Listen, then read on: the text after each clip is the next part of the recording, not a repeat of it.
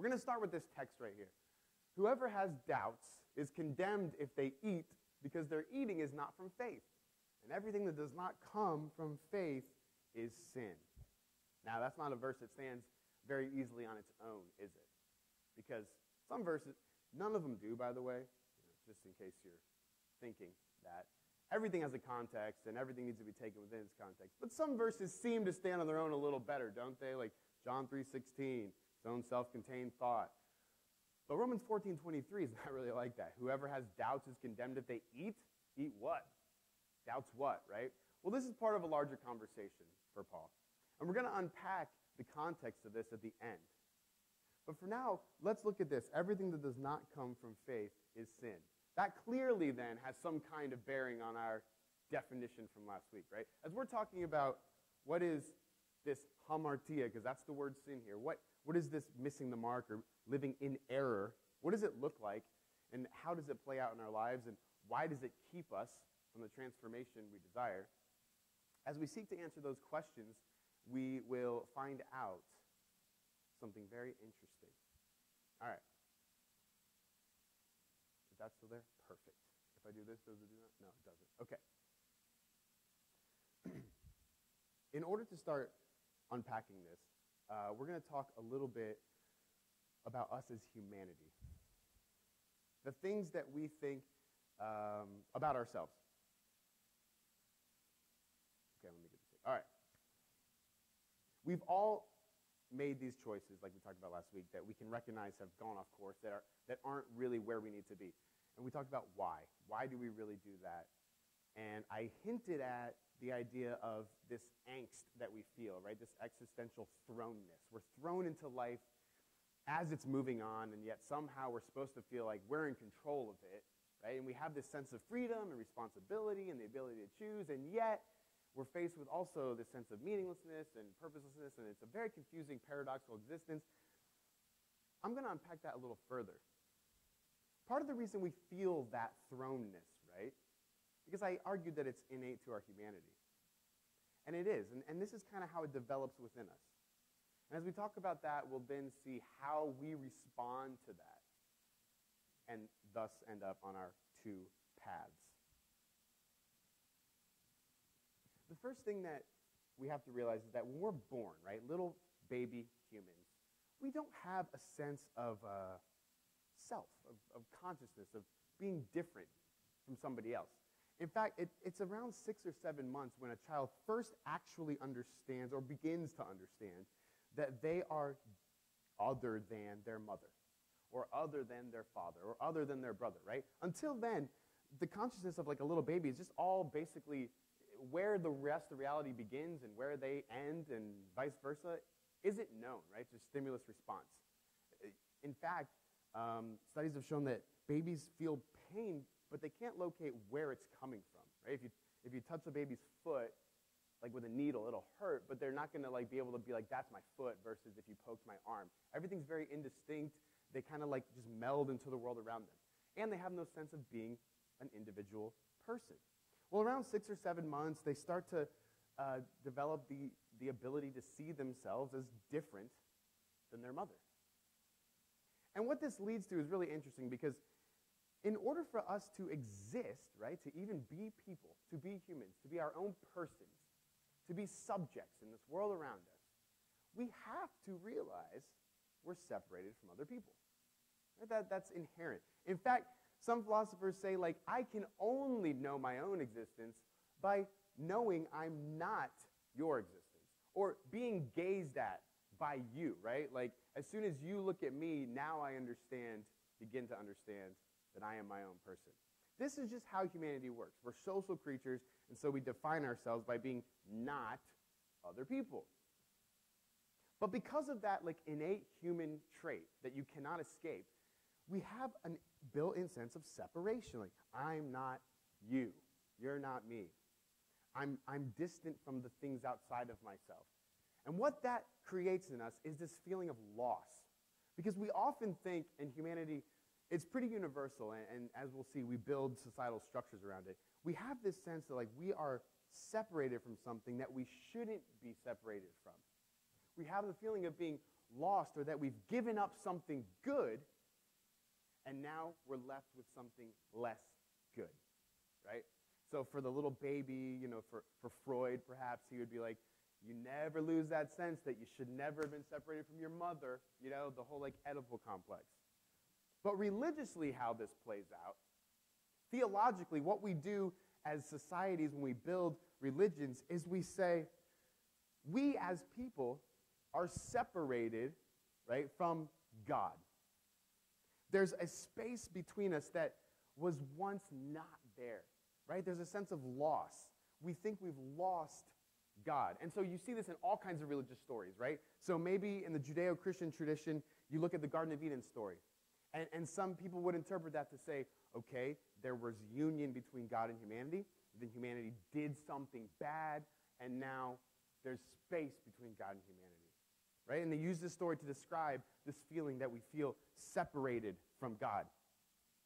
Or maybe it's not the Judeo-Christian, maybe it's the Gnostic view, and you would say, well, the soul has forgotten its secret knowledge so greatly that now it's so many steps removed away from the purest form of God, right? Whatever it is, religions tell us these stories that we're separated from God, and that we need to fix that and get back to God. Because if we do, we'll be fill in the blank. Long time ago, people would have said, if we do fix that separation, well, our crops will grow. And we don't talk about that today, but now we say things like, if I do solve that separation, I'll be happy, or my guilt, my shame will disappear, right? The things I feel like I failed in will be resolved. Maybe my sense of having purposelessness or meaninglessness will be taken away, and I'll feel valuable and whole again.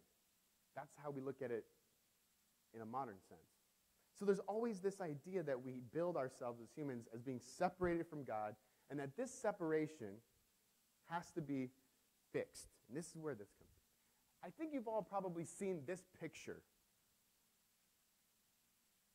Pretty common. Oh, this way, right? Can you see that these are two cliffs, right? Cliff, and here's us, right? And here's God. And there's this impassable chasm between us. You can't jump across it. We're separated from God, right? This picture kind of sums up how we tend to feel about ourselves as humanity. Now, when we look at this from the Judeo-Christian perspective, there's this thinking that says, this happened because we disobeyed God's laws. So God gave us things to do. Don't eat this, do eat this, don't sleep with that person, do sleep with that person. And if we don't do those things the right way, then you can't come see me anymore, right? It's broken. Fellowship's broken. There's separation.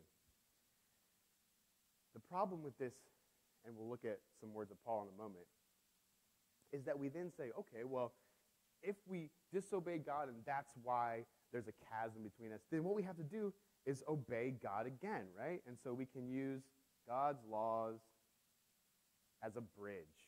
And if we just obey him like we should have, we can get back to where we're together.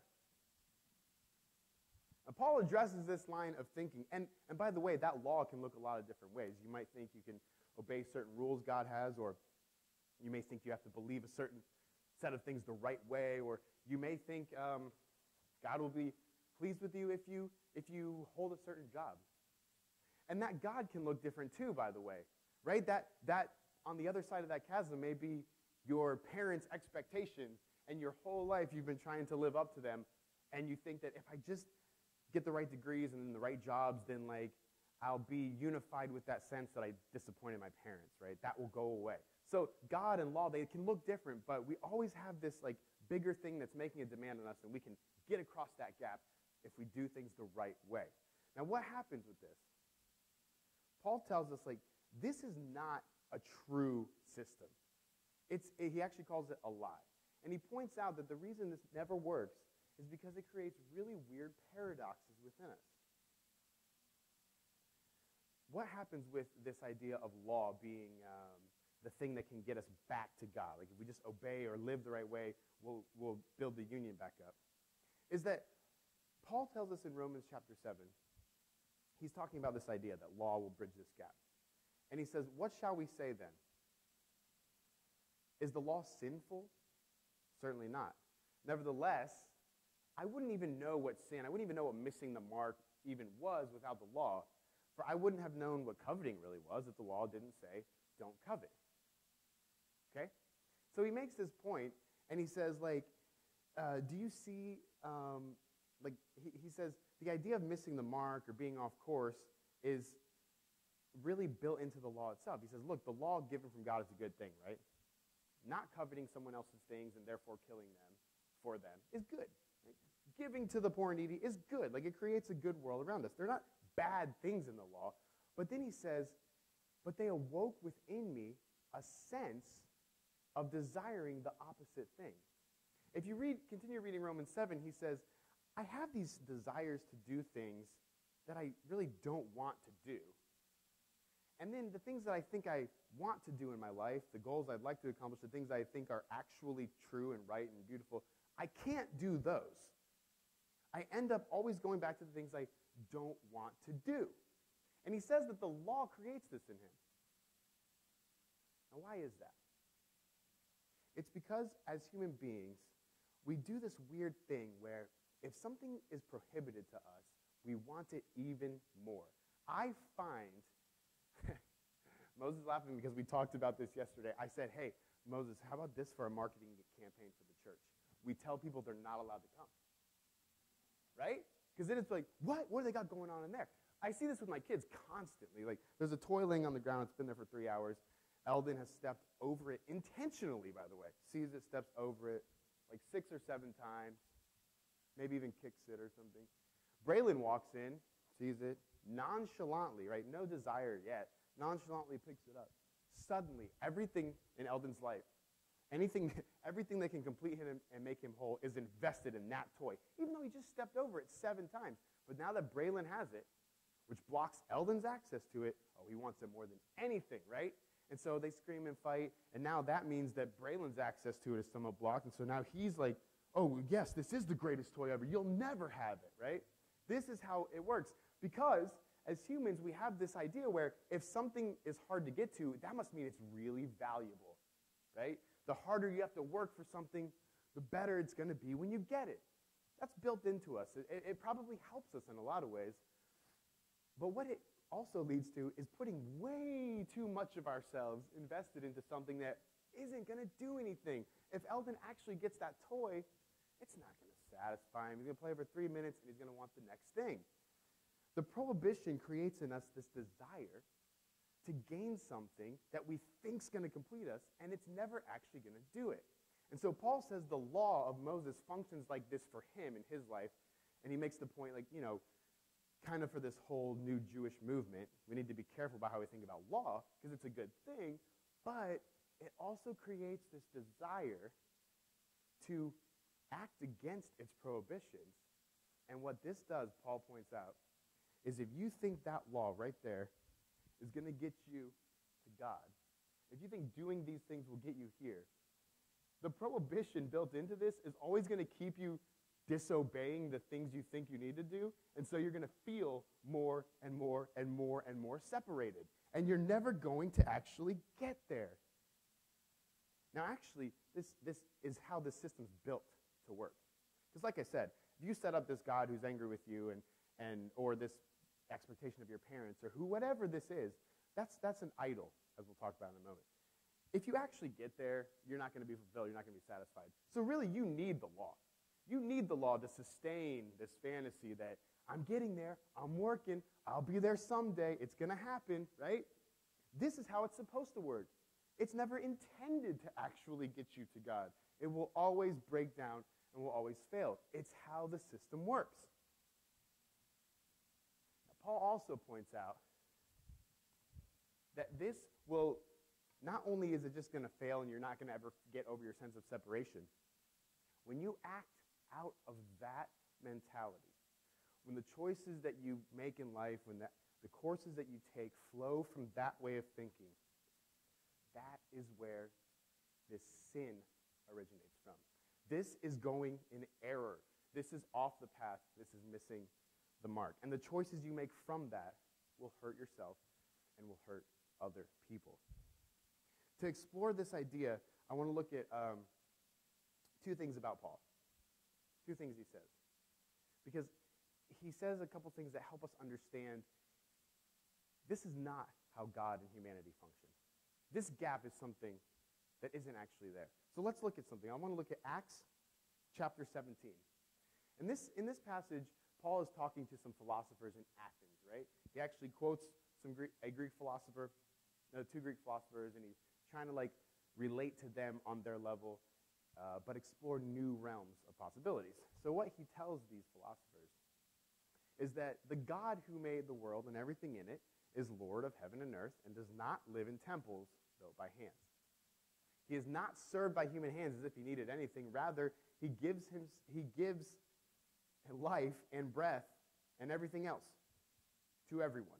I totally read that wrong, but you get it. You can read it. From one man he made all the nations, that they should inhabit the whole earth, and he marked out their times in history, the boundaries of their lands.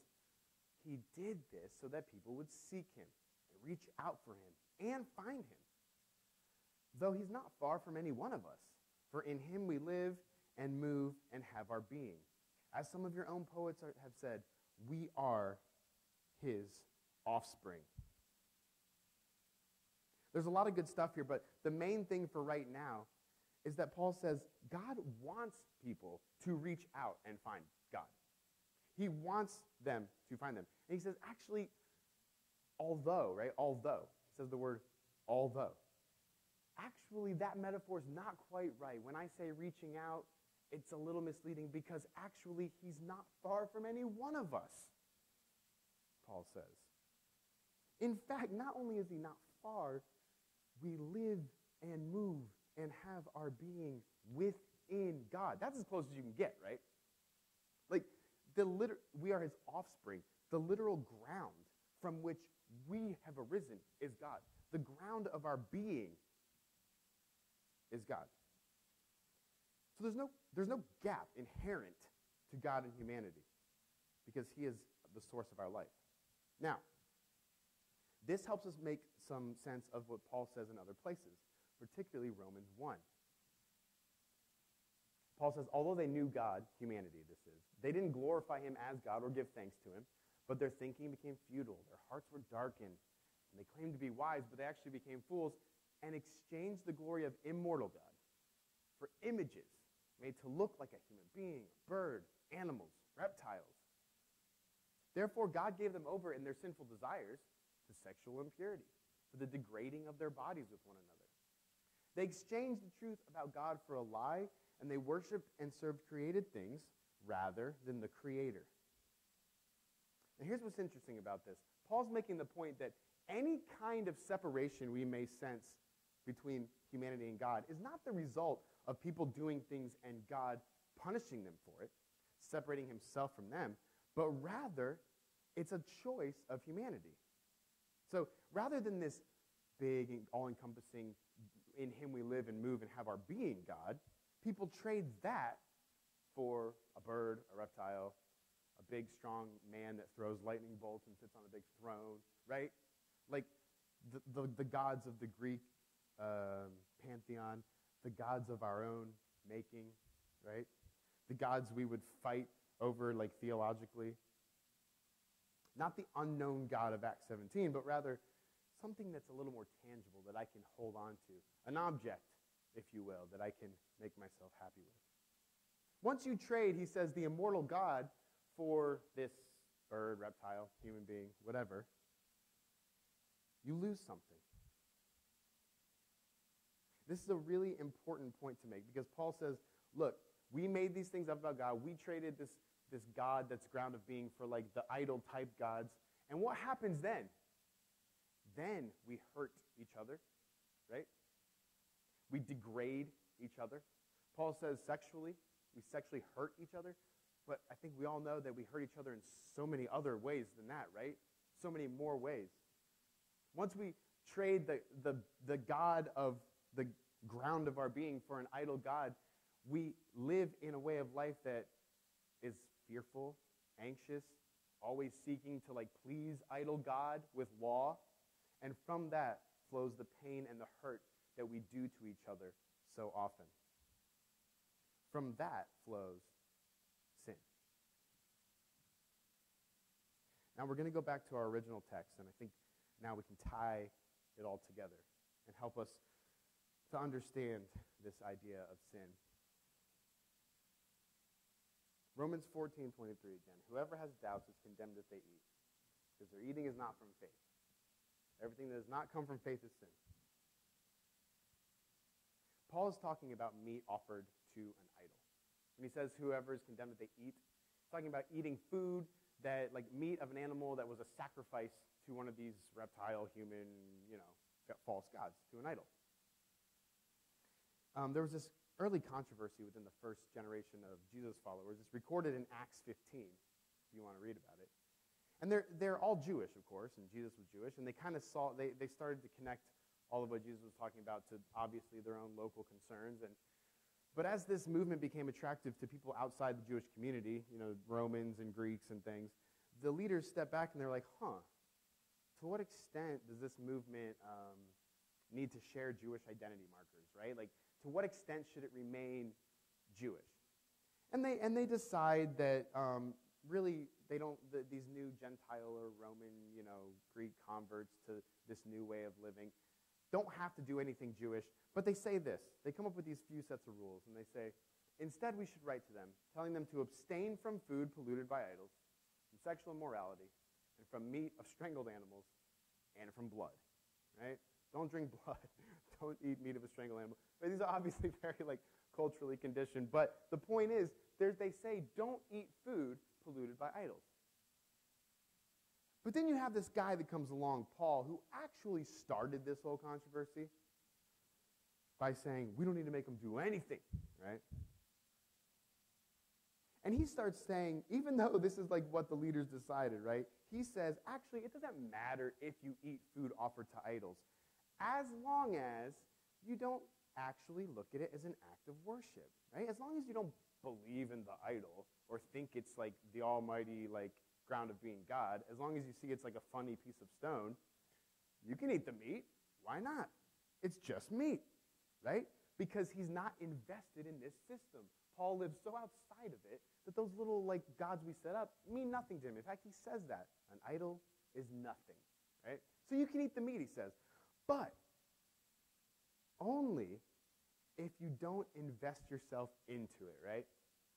So his whole argument is based on this idea that we can create nothing that becomes very demanding on us, right? We all agree that God right there, the one that's always saying, come to me by following the law, and this gives us more guilt and anxiety, that God's a not true God, Paul says. And yet, it's very real in our lives, isn't it? We all have those demands. We all feel them. They are so real sometimes, they're inescapable. So nothing can become something for sure. And so he says, look, if you're investing yourself in that, if you're ultimately concerned about something that's not ultimate, bad faith, then you're going to go off course. You're going to hurt other people. You're going to make these wrong decisions. And eating meat offered to idols can kind of sum that up. So that's why he says, if you doubt, then you're condemned in your eating. Right? You're just back to beating yourself up for doing the things you think you're not supposed to do. But if the struggle's gone, then it's okay. And then he expands that to all of life, and he says, in fact, everything that does not come from faith is sin. Anything that does not come from faith. What is faith, right? That we've talked about this. The ultimate concern, being compelled by that God who is just bigger, always pushing ahead. Anytime you think you've got him figured out, someone use this metaphor with me. Anytime we stamp this is God, right? He shakes it up and tells us something new about himself. The I am, I will be who I will be. This is the God we look towards, that we lean into, that we walk into, that we have our being from. This is who we need to, that's where our faith is. As soon as your faith becomes something less than that, it's sin. It's off course. It's missing the mark. It's not quite right. It's error. This is really, really important. Because it's a system that says, going off course isn't going to look the same for every person. So here's a couple things we take from this. First, like, you can't be so quick to judge someone on their actions because we don't know someone's motives for their choices, right? Like, a person could be giving to the poor and helping the homeless like every chance they get, and what's something, I don't know, like all the best things you can think of. If you looked at someone and you're like, those are the greatest actions you can take. If they're like doing all that because they think like, God's going to be angry with me if I don't, or if I do this, I'll finally be happy. I can never find my joy and completeness, and if I just do these things enough, if I can strive and earn enough by helping the homeless, then I'll finally find it. I'll finally be reunited to God. It's sin. It's error. It's off course. And you may see someone who's like, okay, that action is against all the rules I was taught growing up in a Christian church. Like, I think that's against the rules. But Paul was like, well, the rule is faith. And if that person's ultimately concerned, right, if that person's not investing themselves in a false god, that action may not be harmful to themselves. It may not be harmful to others. So we have to be able to give people space knowing that we don't know where someone is. We don't know what their motivation for actions are. And we also have to be examining ourselves. Are you pursuing something because someone's been telling you that it's the right course of action, but really it comes from just that sense of filling that gap right there, getting over that bridge? Maybe, like I said, it's not your conception of God, your metaphysical, philosophical, like who you think God is, but maybe it's an expectation of a coworker. Maybe it's an expectation of a friend, and you think that if you fail that person, then you're going to have guilt and shame. That person may not even know that you're thinking that, right? It could be something you created in your own head. Is your life meant to make up for a failed relationship with a parent or a child? Are you acting to get back something you think you've lost? We've all set up idols. We all have. But that's not who you are, and that's not who God is. So let's not be afraid to look at ourselves and recognize when we're in error, when we're sinning. And recognize that it comes back to that. Anytime we think we're trying to get an idol back that we lost, we're going to hurt ourselves and hurt others. And let's have the courage to embrace the life of faith, the life that isn't always easy, right? Not always certain. Paul had to deal over and over with churches that were like, oh, there's no rules, then let's just do this and this and this. He's like, whoa, but don't you see it's hurting others? Oh, don't you see that you're, like, he was like, be free, be free, be free. Now you got to navigate all that freedom. So he had to write all these letters, right? Maybe it was just easier to follow the rules of the Jerusalem Council. But no, Paul says, freedom is worth it, no matter how difficult it is to navigate it. So let's have the courage to embrace the life of faith. Next week, we're come back, because we're going to be wrapping this up, I believe. And it's going to be looking at how Jesus' life and specifically death demonstrate to us the truth of the life of faith and the error of the conception of idolatry. Let's pray.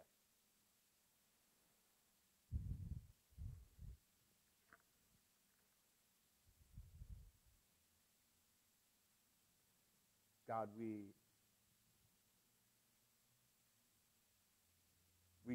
stand before you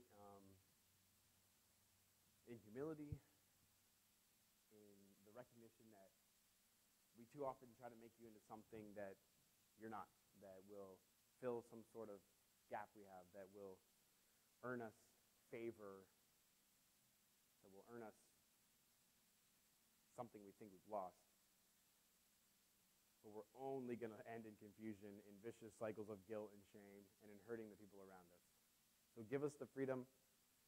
Help us to recognize the freedom that's already there.